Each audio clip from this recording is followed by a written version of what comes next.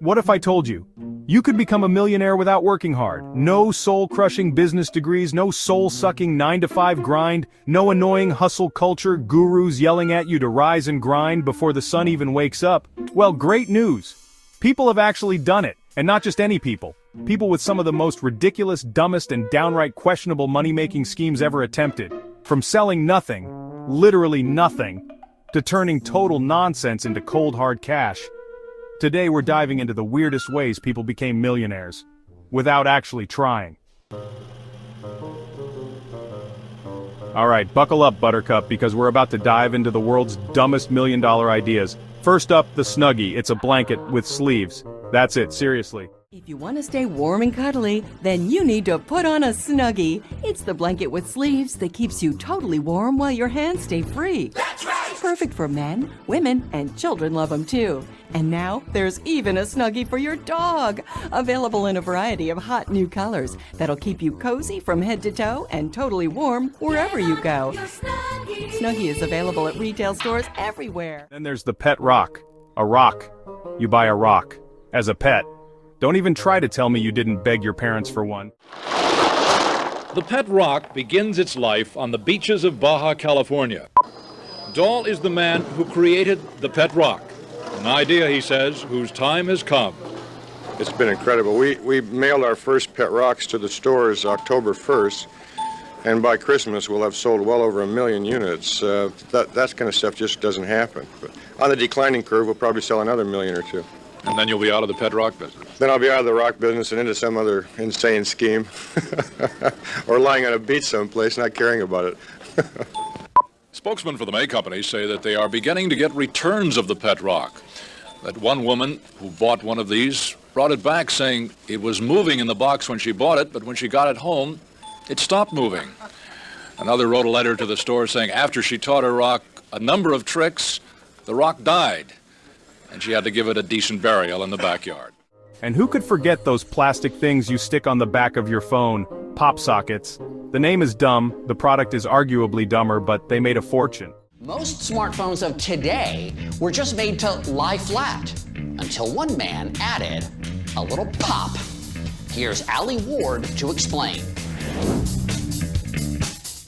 Next time you're out in public, notice the back of people's phones. Before long, you'll spot one of these, pop sockets.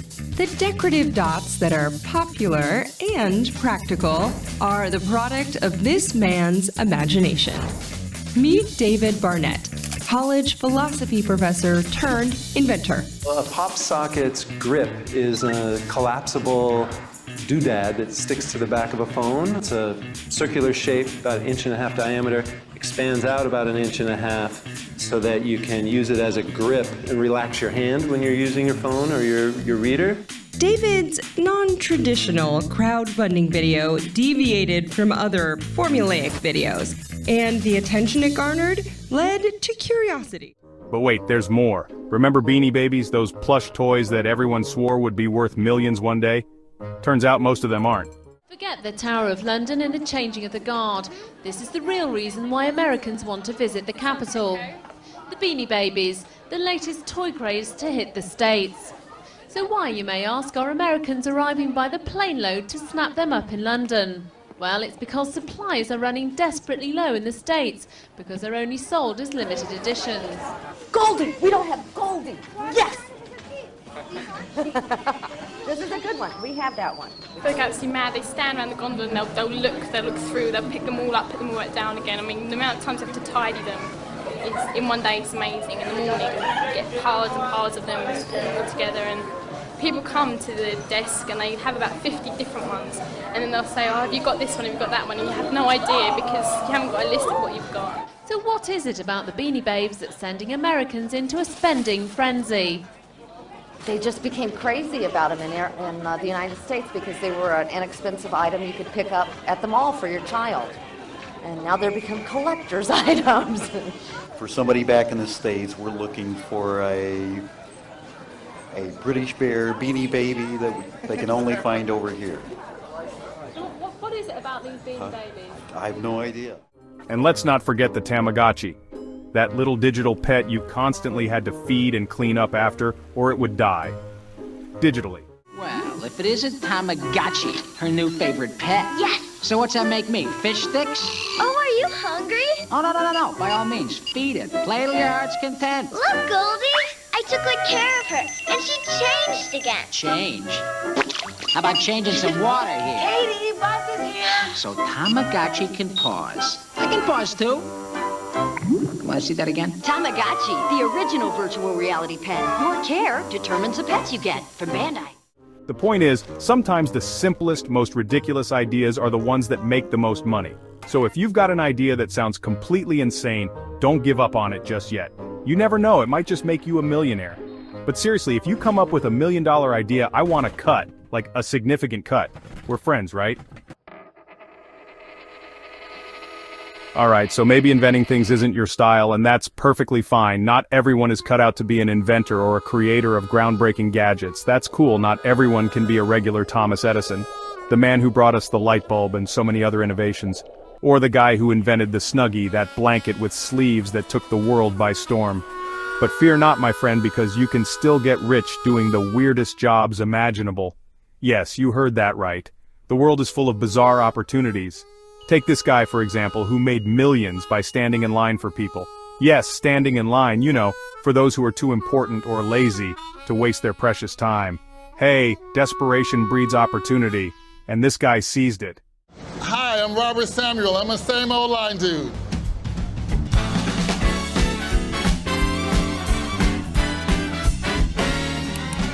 Anything in New York with a long line, you hire us and we do it so you don't have to.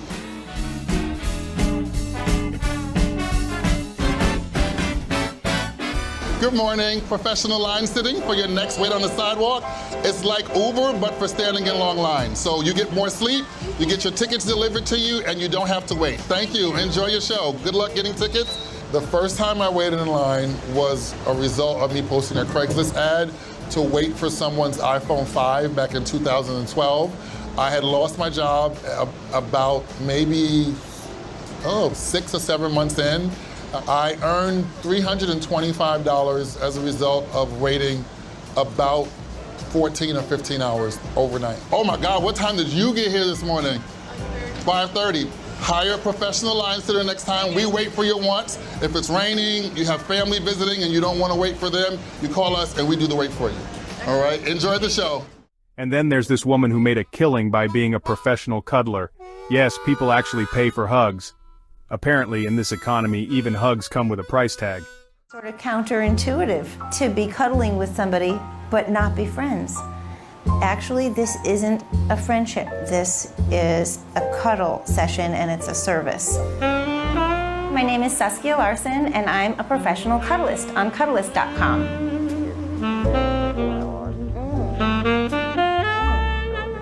Cuddling is not a mainstream service yet. I think it's perfectly reasonable that people would wonder, I wonder if that's a cover for prostitution. There you go. Hey, how's it going? There have been times during cuddle sessions where the client has been aroused. I acknowledge it and I say, hey, why don't you take a minute? Or somebody might say, you know what? Can you just back up for a second? And I'll say, okay. And then we both kind of laugh a little bit, that, okay, we made it through that, minefield, which is, it's no big deal. So I'm gonna go ahead and start the timer. And that gives us a 15-minute warning. We like to call that the encore. Yes. The encore.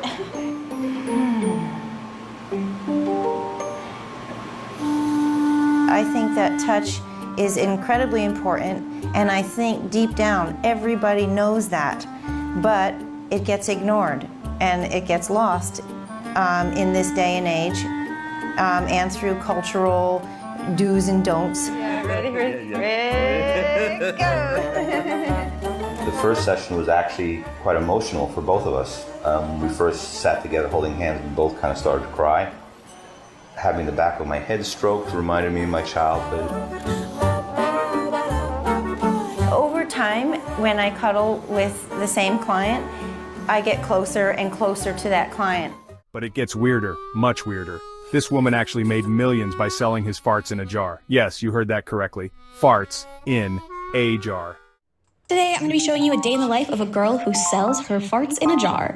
So I like to get things rolling with some beans, a protein muffin, sometimes even a yogurt. Less sugar is better, some hard-boiled eggs. And today I decided I was going to make myself a protein shake with some yogurt added to it. And oh, I was feeling it for sure while I wait for those farts to develop. And then after I'm ready to go, I go ahead and, you know, do my work, do my job. I don't need to show you that, guys, but I like to add in little flower petals. I feel like they attach the scent and make it last longer.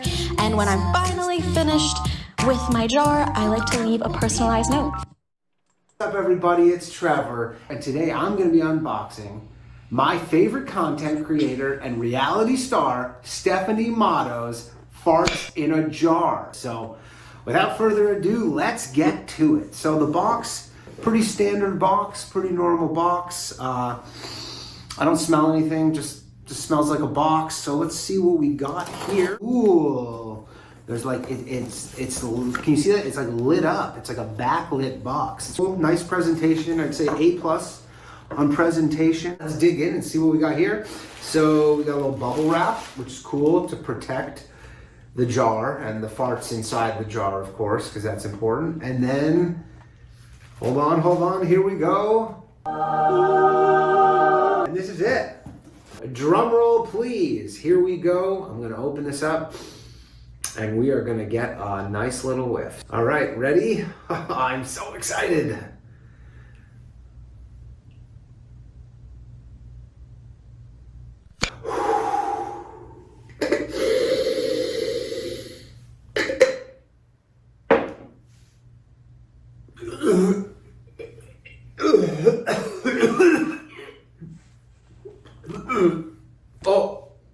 Oh yeah, that's some good shit right there. So that's it. That was the fart in her jar. I'd say overall, a lot of people said that she was scamming people, and that those weren't really farts in the jar. I can confirm that that was for sure human farts in that jar. There's no question about it. So I'd say I give the purchase a 10 out of 10. It was money well spent. Look, the point is, people will buy anything these days. The market for oddities is booming. And speaking of things people will buy, ever heard of a professional mourner? It's a real job, folks. They get paid to cry at your funeral. Yes, you can hire someone to mourn for you. They cry at your funeral for a price. It's a service that exists and people actually use it. Talk about a depressing side hustle. But hey, it's a living for some. But hey, if you're good at pretending to be sad, maybe this is the career path for you. Who knew there was a market for tears? Some people don't know how to cry. Some people, when they lost their relatives, they don't know how to talk and cry. My name is Amido Klee. I'm a funeral contractor. People came in to pick me to go to their funeral and cry for them. We are all widows. After our husbands died, so we decided to come together to help those who cannot cry. So if we are not there, it will not go on well with them. Some funerals are big funerals. Some are normal. So whenever you invited us and we come in and we notice how big the funeral is how we charge. It's a normal thing. The takeaway here? Don't underestimate the power of weird. Embrace the unusual. Embrace your inner weirdo, find a niche, and exploit it for all it's worth. There's a market for almost anything. Just maybe, don't sell your farts in a jar. That's just gross. But hey, to each their own. Okay, so inventing things is hard, side hustles are for suckers, and you're fresh out of questionable bodily fluids to sell. The struggle is real, and sometimes it feels like there's no way out. Seriously, what is wrong with you? Don't worry, there's still hope.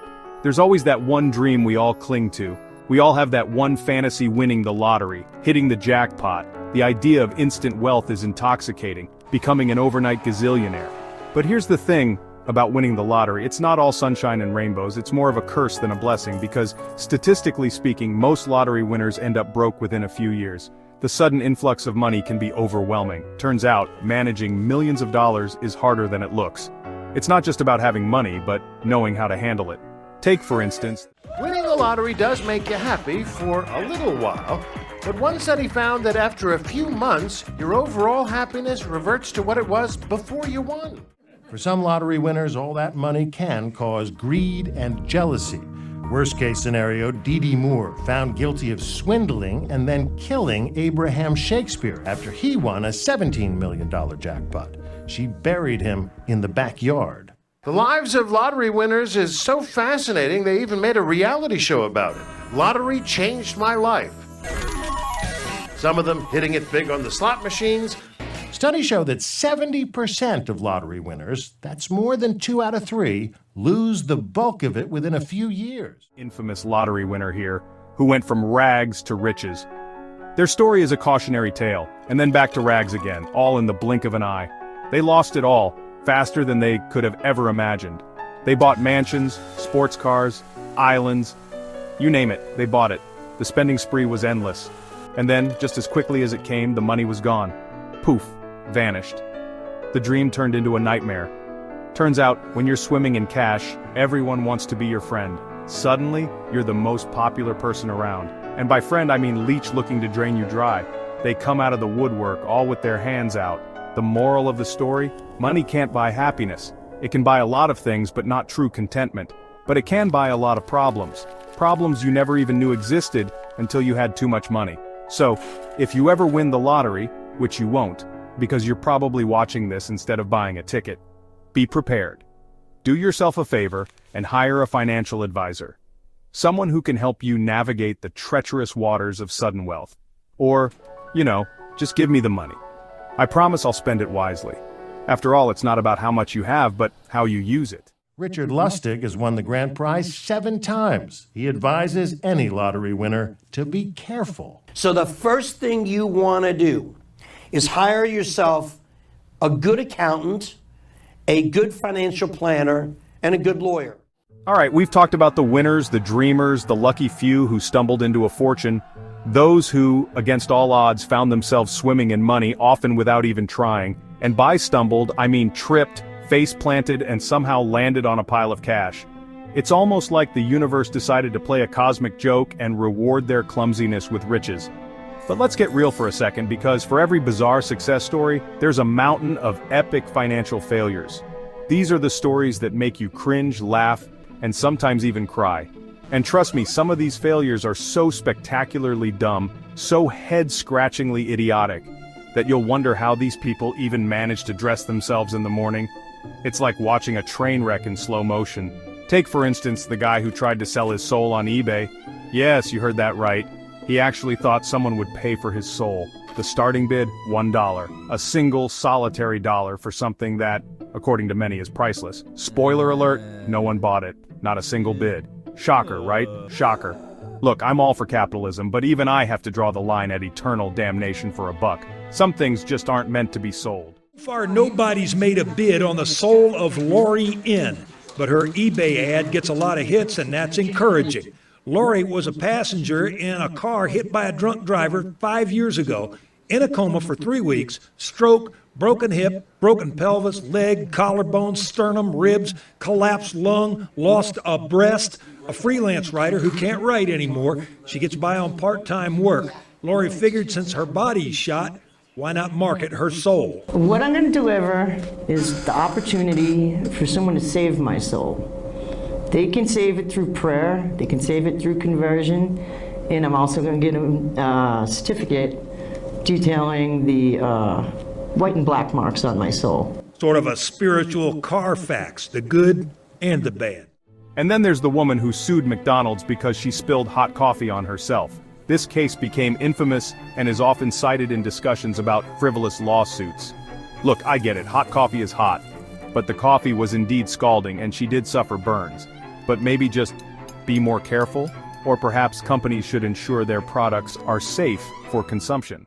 Starting with the fact that Stella was driving. Can I help you? Yes, please. Can I have a small cup of coffee? Cristiano is Stella's grandson. He was behind the wheel that day in 1992. Pulled up here, they gave us our coffee, cream and sugar, our food, and, nope. How are you doing? Hi, how are you?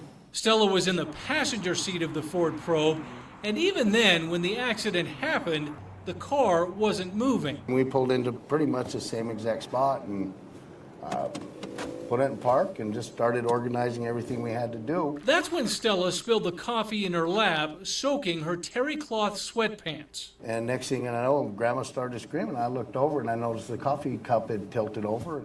But the award for dumbest financial failure has to go to the group of investors who spent millions of dollars on a virtual potato. Yes, a digital image of a potato. Apparently it was supposed to be a collectible NFT or something. The hype around NFTs has led to some truly bizarre investments. These are just a few examples of the countless ways people have managed to flush their money down the drain. It's almost as if common sense took a vacation. All right, so turns out that the crypto investor we're talking about here, his name is Sina Estavi, bought an NFT of Twitter co-founder Jack Dorsey. His first tweet ever for 2.9 million, that was in March of 2021. Now he put that NFT up for auction just last week and bidding ended on Wednesday. So let's take a look at the stupidity that this individual spent $2.9 million on. So that's it, it's just the very first tweet on Twitter from Jack Dorsey. And it just says, just setting up my Twitter. Great. So Estavi put the NFT up for sale on April 9th, hoping that it would get around $50 million and then donate at least 25 million of that sum to charity. Of the handful of bidders taking part, the highest offer was for $277. A subsequent offer has since come in for $3,600, which is certainly better than the 277, but obviously nowhere near the 50 million, and also nowhere near the 2.9 million that this guy paid for the NFT last year. The lesson here? Don't be an idiot. Seriously, think before you act. Do your research, think things through, and maybe, just maybe, you'll avoid becoming a cautionary tale on my next YouTube video, because trust me, you don't want to end up on this list. So, can you actually become a millionaire without working hard? Technically, yes, but it's a lot of luck and a little bit of stupidity, like a whole lot of stupidity. But hey, who am I to judge? If people can get rich selling pet rocks, air in a can, and their own farts, seriously, stop it with the farts, then maybe, just maybe, there's hope for us all. So if you see an opportunity to sell something ridiculous, something completely absurd, something that makes people say, wait, what? Take it. Because let's be honest, in this crazy mixed up world, anything is possible. Please subscribe for more content like this. Thanks for watching.